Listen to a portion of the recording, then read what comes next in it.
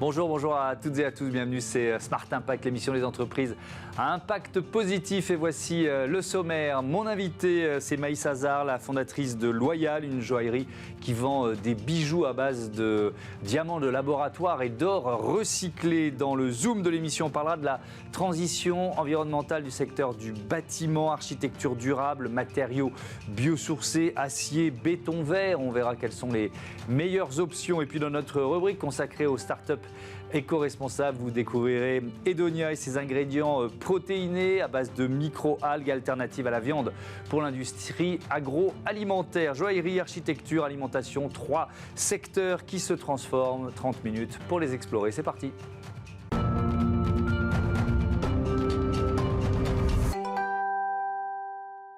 L'invité de Smart Impact, c'est Maïs Hazard. Bonjour. Bonjour. Bienvenue, vous êtes la fondatrice de Loyal, marque de joaillerie que vous avez créée en 2021. Avec quelle idée, quel principe aussi ? Tout à fait. Alors, la particularité de Loyal, c'est que tous nos bijoux sont fabriqués à la main à Paris avec de l'or recyclé 18 carats et des diamants qui sont créés en laboratoire. Donc ça, c'était vraiment l'idée de départ, la volonté or recyclé, diamant de laboratoire ou diamant de synthèse. On peut utiliser les deux appellations. On va explorer ces deux filières. Je commence avec l'or recyclé. Quand on dit or recyclé, il vient d'où cet or ? Alors, l'or recyclé qu'on utilise provient de 2 sources différentes. D'une part, il y a des anciens bijoux qu'on va récupérer, on va fondre cet or-là pour l'utiliser. De l'autre, il y a les puces qu'on retrouve dans les déchets électroniques, donc les smartphones, les tablettes, les ordinateurs, ils ont tous une petite puce en or à l'intérieur. Donc on va récupérer cet or-là pour le recycler. L'avantage de l'or, c'est que c'est un métal précieux qu'on peut recycler à l'infini sans compromettre sa qualité, et ça permet d'éviter les conditions écologiques de l'extraction minière. Est-ce qu'il y a un label ou une certification autour de l'or recyclé ? Alors, il y a différents labels. Nous, pour le coup, Loyal a la certification Bicorp, donc qui ne prend ça, pas c'est uniquement... une certification générale. Tout à fait, exactement. Pour toutes les entreprises. Général. Après, nous, notre or est certifié RGC COC, c'est-à-dire qu'il a une traçabilité responsable tout au long de la chaîne de valeur. Oui, RJC pour Responsible Jewelry Council. C'est une sorte de certification. Est-ce que c'est compliqué à obtenir ou est-ce qu'on s'inscrit ? Comment ça marche en fait ? Alors oui, tous ces labels-là, certains sont plus difficiles à obtenir que d'autres. On passe par des process d'interview, d'investigation pour montrer, avoir des certificats, montrer un peu la provenance, les différentes étapes du processus, que ce soit pour l'or, comme pour nos diamants ou pour notre fabrication aussi. Oui, mais vous, ça vous garantit aussi que l'or que vous utilisez, il est bien recyclé. Tout à fait, exactement. C'est une promesse que vous faites à vos clients ou à vos clientes, et donc il faut que vous en ayez la certitude. Est-ce que cette filière de l'or recyclé, elle est mature ? Ou est-ce qu'elle reste encore à construire ? C'est encore quelque chose de très nouveau, aujourd'hui, le recyclage de l'or. Chaque année, malheureusement, il y a une quantité astronomique d'or qui est toujours extraite des mines, alors qu'on utilise beaucoup moins en réalité. Il y a un stock mondial existant qui est déjà assez conséquent, et donc on n'a pas besoin d'avoir recours à l'extraction minière. Aujourd'hui, le recyclage de l'or, c'est quelque chose qui n'est pas encore très développé. Il faudrait que de plus en plus de marques s'y mettent, parce que c'est une vraie solution à de vrais enjeux aujourd'hui. Oui.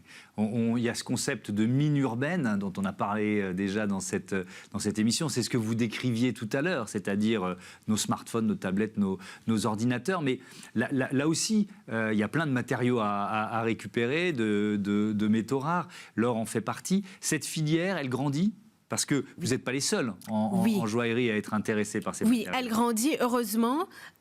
Aujourd'hui, avec les fondeurs, par exemple, avec qui on travaille, on sait qu'ils reçoivent de plus en plus de demandes d'autres maisons de joaillerie pour de l'or recyclé. Donc, par exemple, avant, il y a 3 ans, on devait attendre un peu plus longtemps pour recevoir nos fontes en or, parce que, par exemple, les fondeurs, pour l'or recyclé, ne fondaient qu'une fois par semaine. Oui, ils ou attendaient une d'avoir fois par 2 suffisamment semaines. d'or Tout à fait, exactement. Et là, on commence à avoir des fontes beaucoup plus régulières. Et heureusement, ça montre que voilà, l'industrie progresse. Oui, c'est effectivement bon signe. L'autre filière, c'est donc le diamant de synthèse ou diamant de laboratoire. Déjà, peut-être une question de principe. Pourquoi vous refusez les diamants traditionnels?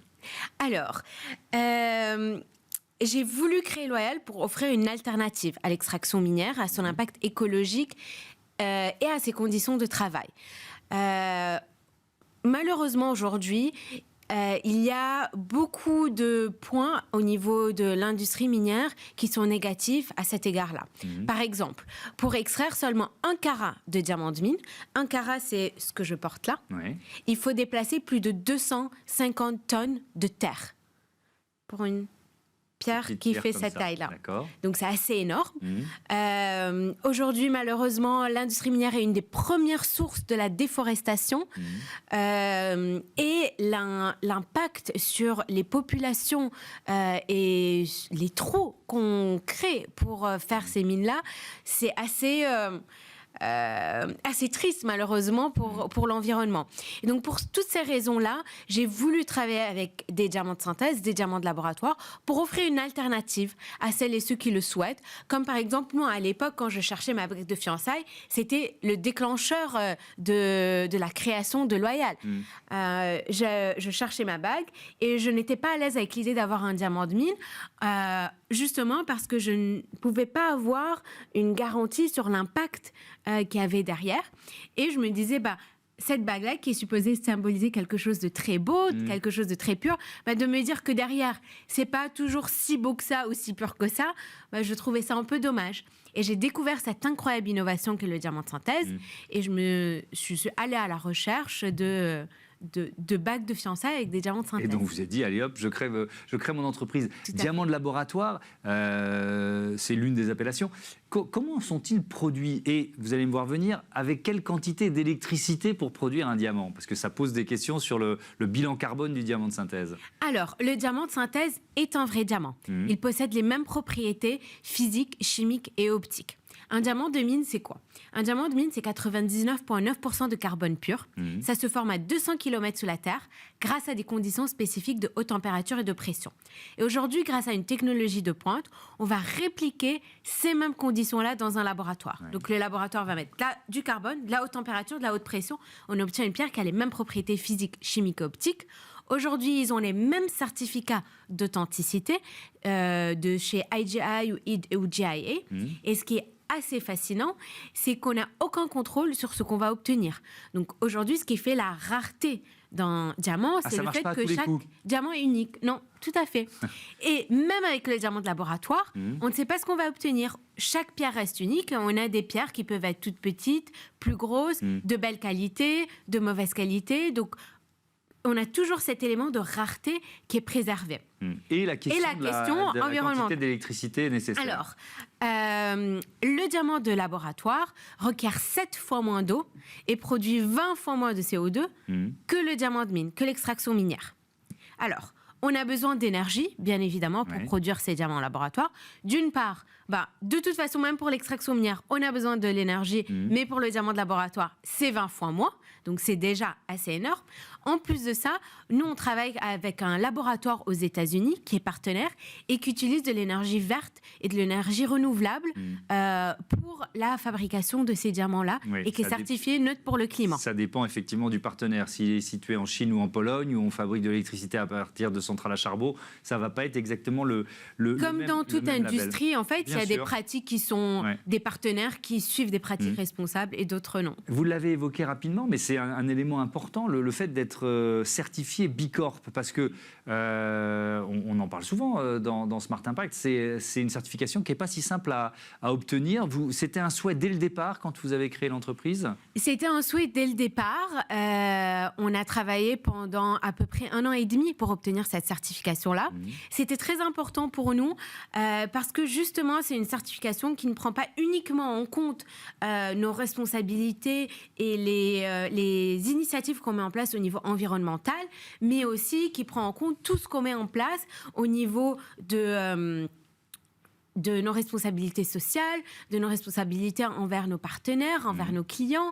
Et donc, c'est vraiment une vision 360 des responsabilités et des engagements d'une entreprise et d'une société. Et c'est un travail qu'on fait au quotidien avec nos partenaires. Et c'était très important pour nous parce qu'aujourd'hui, il y a énormément de greenwashing. On retrouve beaucoup sur les réseaux sociaux de marques qui disent voilà, on est éco-responsable. Mais qu'est-ce que ça veut dire être éco-responsable? Qu'est-ce que vous utilisez comme matériaux? D'où est-ce qu'ils proviennent? Quelle est votre chaîne de valeur? Qu'est-ce que vous mettez en place pour la communauté, pour vos clients? Et donc, pour nous, avoir cette certification-là, c'est un peu une sorte de récompense ou pour tous les efforts qu'on met. Oui. Surtout quand on voit face à nous beaucoup de greenwashing, de se dire voilà, en fait, nous, on a toutes ces démarches-là et elles sont réelles. Et ce label, cette certification, il faut continuer de maintenir le niveau d'exigence pour la conserver. Exactement. Donc c'est aussi un défi. Exactement. C'est pas vraiment un truc ponctuel. Non, et c'est pas pour toute la vie de l'entreprise. Merci beaucoup, Maïssa Hazard, et merci à vous. À bientôt sur Bismart. On passe à notre débat Zoom sur l'architecture durable.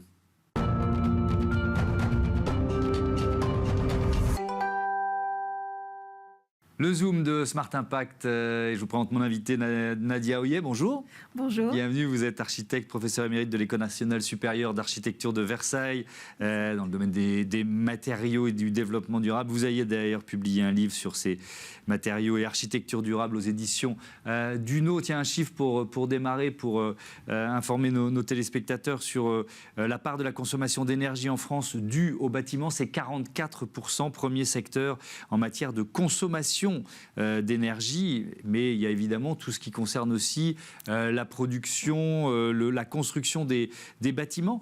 Je vais commencer par une question toute simple, mais la réponse n'est pas forcément évidente. C'est quoi votre définition de l'architecture durable? Ça veut dire quoi pour vous? Je vais vous répondre simplement, c'est celle qui a le moins d'impact environnemental. Alors aussi bien, comme vous l'avez dit, au niveau de son fonctionnement dans le quotidien que dans son élaboration, au moment de sa construction.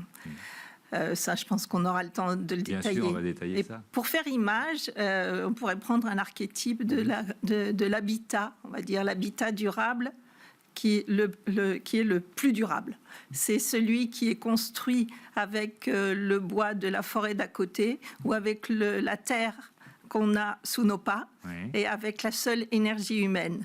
Alors ça, il y a encore des habitats qui sont construits comme ça par certains paysans, par certaines peuplades, mais évidemment l'accroissement démographique a nécessité qu'on construise autrement. Avec effectivement des matériaux, des défis, comme vous le dites, des bâtiments de plus en plus grands pour loger de plus en plus de monde, et ça complique effectivement l'équation de départ. Je vais parler réglementation, tiens, pour démarrer avec cette RE 2020, réglementation environnementale, qui incite à utiliser, on va parler des matériaux bas carbone. Ces règles, elles s'appliquent depuis janvier 2022 dans les bâtiments neufs. Est-ce que ça change vraiment la donne pour vous, ça? Oui, alors il faut peut-être la resituer dans le contexte réglementaire. En fait, cette réglementation RE 2020, elle a été précédée de réglementations qui s'appelaient RT 2005 et RT 2012. RT, c'était réglementation thermique, c'est-à-dire qu'on demandait aux bâtiments d'avoir un fonctionnement thermique et énergétique contraint. Là, on définissait 2005, ça a été une chose, puis 2012 plus dur. Plus dur et avec d'autres critères. Réglementation environnementale, ça veut dire quoi? C'est plus global? Et là, c'est une réglementation énergétique, oui, c'est ça, qui tient compte de l'énergie qu'il y a dans les matériaux de construction. C'est-à-dire que quand vous construisez, vous devez donner un bilan énergétique des matériaux qui entrent dans la construction. Cette énergie qu'on appelle énergie grise peut être énorme pour certains matériaux, et c'est celle-là qu'il faut tendre à diminuer. Et alors donc on va chercher des matériaux qui sont des matériaux biosourcés, par exemple. Alors, en préparant l'émission, biosourcés, géosourcés. Donc là, déjà, il y a des différences qui sont peut-être un peu compliquées. On fait de la pédagogie aujourd'hui. Matériaux biosourcés, c'est quoi? C'est le bois, par exemple? C'est le matériau qui pousse, oui, c'est ça. C'est le bois, c'est la paille, c'est le chanvre, c'est le lin. Ce sont des matériaux qui absorbent du CO2 en se constituant. Donc ça, c'est assez précieux. Bon, si après, il y a besoin d'un peu d'énergie pour les transformer, pour qu'ils entrent dans le bâtiment. Un autre matériau qui est assez faible, qui a un impact carbone assez faible, ce sont les matériaux qu'on sort du sol et sans trop les transformer pour les mettre en œuvre. Donc c'est la terre crue, ça on aura peut-être l'occasion d'en parler un peu plus, et puis la pierre aussi. Donc ça c'est ce qu'on appelle les matériaux géosourcés. Ce sont les matériaux géosourcés. Terre crue, ça veut dire quoi? On construit en terre crue? Terre crue, absolument. Il y a un laboratoire Cratère qui situé à Grenoble qui depuis plusieurs décennies fait des recherches sur le sujet et disait que 30% de la population globale du monde habite dans une maison en terre crue. Donc, effectivement, elle est présente dans l'habitat mondial. Bon, alors là, peut-être que la donne a un peu changé parce que cette étude est un peu lointaine, mais il y a aussi 15% de l'habitat traditionnel paysan en France qui est en terre. Oui, donc c'est pas. J'étais en train de me dire, oh, mais ça concerne d'autres pays et d'autres civilisations, d'autres sociétés. Ça existe en France aussi. Oui. Terre crue, pourquoi on dit terre crue? C'est de la terre. C'est de la terre, mais elle n'est pas cuite. Okay, c'est-à-dire que la différence entre une brique de terre crue qu'on appelle adobe et la brique de terre cuite, c'est 1000 degrés. Et donc de l'énergie, et donc un bilan carbone qui est évidemment pas du tout le même. Alors, de la même façon, les termes acier vert ou béton vert, quand je les prononce, je me dis c'est un oxymore, il y a une contradiction dans les termes. Donc on peut quand même faire baisser le bilan carbone de l'acier ou du béton? Oui. Comment? Et ces deux matériaux majeurs de l'industrialisation vont devoir le faire parce qu'ils sont extrêmement consommateurs à la fois d'énergie pour être produits et ils dégagent du CO2. Leur fabrication même dégage du CO2. Et ces deux aspects, dégagement de CO2 et puis consommation énergétique, sont travaillés par les industriels pour être diminués. C'est ce qu'on appelle l'acier vert ou le béton vert. Est-ce que vous trouvez que l'appellation est un peu exagérée quand même? Non, puis ça... Enfin, c'est parce que c'est une façon de dire qu'on va travailler l'acier autrement et qu'il a des qualités, qu'il est un peu décarboné, quoi. Oui. Mais ça va rester beaucoup plus carboné que les matériaux le bois, ou géosourcés, évidemment. Est-ce qu'il y a des contraintes quand même? Je reviens aux matériaux biosourcés, le bois, la paille, le chanvre, le lin, vous les avez cités. Il y a des contraintes dans leur utilisation, c'est-à-dire on ne peut pas les utiliser pour tout type de chantier de bâtiment. Alors, vous voyez ce que je veux dire? Oui, tout à fait. Et finalement, la bonne construction, c'est celle qui emploie le bon matériau au bon endroit. C'est certain qu'on ne pourra pas faire une tour de 50 étages c'est beaucoup 50, disons 30 étages en terre ou en bois. Mais toutefois, les pays du Nord construisent des immeubles de 10 niveaux en bois, quand même. Donc là, c'est vrai que les matériaux biosourcés, à la fois biosourcés, ont des limites techniques qui ont été dépassées justement par les matériaux de l'industrie. Je pense que la grosse limite, elle est mentale. C'est-à-dire que s'il ne se développe pas beaucoup, la terre, par exemple, qui a quand même qui peut permettre de construire beaucoup de choses et qui est là en énorme quantité. Quand vous faites des routes ou des infrastructures, vous sortez beaucoup de terre. Et donc là, c'est quelque chose de disponible. Et si on l'emploie pas, c'est qu'il y a encore des freins, quoi. Une sorte de blocage mental ou l'impression qu'on revient en arrière dans le temps, d'une certaine façon, c'est ça? Peut-être. Et pourtant, il y a une chose rigolote. La terre, elle peut être mise en œuvre de beaucoup de façons. Mais il y a une façon, c'est de faire du pisé. Le pisé, c'est entre deux banches. On tasse la terre entre deux banches. Ça ne vous fait pas penser au béton coulé entre deux banches? Oui, c'est ça. Et aujourd'hui, il y a des gens qui construisent en terre, qui utilisent la technologie du béton, c'est-à-dire les banches maintenant en acier, etc., qui se manipulent plus facilement que celles en bois, et qui construisent en terre, en pisé. Bon, ben voilà, ça ouvre des perspectives. Je voudrais qu'on parle de la consommation des bâtiments. Donc on essaie de construire des bâtiments. Alors déjà, on peut considérer que c'est mieux de rénover que de détruire, reconstruire. Ça, c'est un point de départ. Mais on construit des bâtiments avec des matériaux biosourcés, géosourcés, très bien. Ensuite, faire en sorte qu'ils consomment peu d'énergie ou même qu'ils en produisent plus qu'ils n'en consomment. Ça, c'est vraiment l'architecture durable dans les projets d'aujourd'hui. On voit ça de plus en plus. Oui, c'est-à-dire qu'elle est équipée de panneaux solaires, ou de chauffe-eau solaire. Oui, de géothermie. Géothermie, etc. Oui.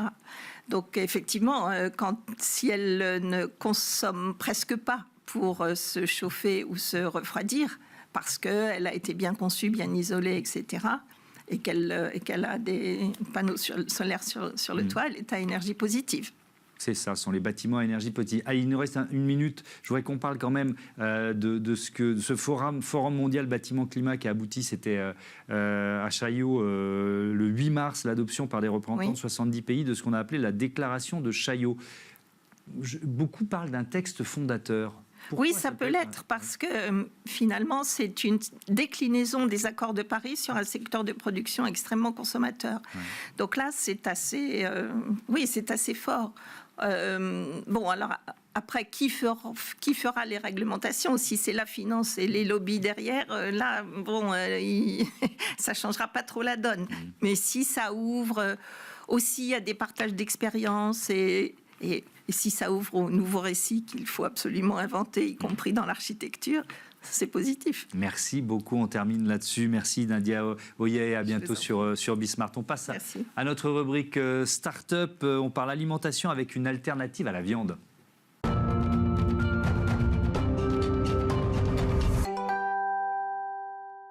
Smart Ideas, la bonne idée du jour, elle est signée Hugo Valentin. Bonjour. Bonjour. Bienvenue, vous êtes le fondateur d'Edonia, créé il y a 1 an. Avec quelle idée donc ?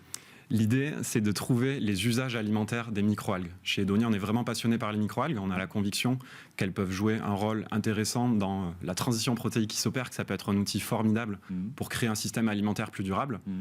Pour 3 raisons principales. C'est un aliment qui est très nutritif, très bon pour la santé, riche en protéines, en minéraux.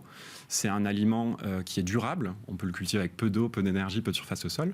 Et troisièmement, c'est un aliment qui est déjà disponible. On sait le cultiver, c'est autorisé sur le marché. Donc pour nous, ça représente une vraie opportunité.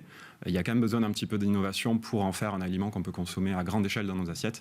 Et c'est précisément là qu'on veut intervenir. Et donc c'est une alternative à la viande, très clairement, que vous êtes en train de créer. Comment on produit cet aliment? Je crois qu'il y a un premier produit qui est baptisé Edo 1. Comment vous le produisez? Il faut déjà faire pousser les microalgues, j'imagine? Absolument. Donc nous, on travaille avec des cultivateurs de microalgues dont le métier est de cultiver ces microalgues, et nous, on est concentré sur la transformation. Aujourd'hui, nous, ce qu'on a identifié comme le vrai frein à résoudre, c'est la forme des microalgues. Aujourd'hui, elles sont présentées déshydratées sous forme de poudre verte, donc elles ont un peu du mal à trouver leur place à grande échelle dans les habitudes alimentaires. Et nous, on veut résoudre ce problème, et on le fait par la technologie. On a développé un procédé unique qui s'appelle l'édonisation, qu'on a construit avec les meilleurs scientifiques en Europe, et qui nous permet de transformer ces microalgues brutes en un super ingrédient texturé, délicieux, qui peut en effet venir remplacer la viande hachée, par exemple, dans des préparations. Donc c'est vraiment ça le cœur de notre savoir-faire. C'est ce procédé de transformation qui nous permet de transformer les algues en un ingrédient délicieux. Et c'est ça qui est vraiment unique dans notre proposition. Oui, donc avec un travail de recherche, vous êtes accompagné, accéléré à la fois par AgroParisTech et par Centrale Supélec, c'est ça? Donc vous en êtes sorti, vous êtes encore étudiant, c'est quoi? On en est où du projet en quelque sorte?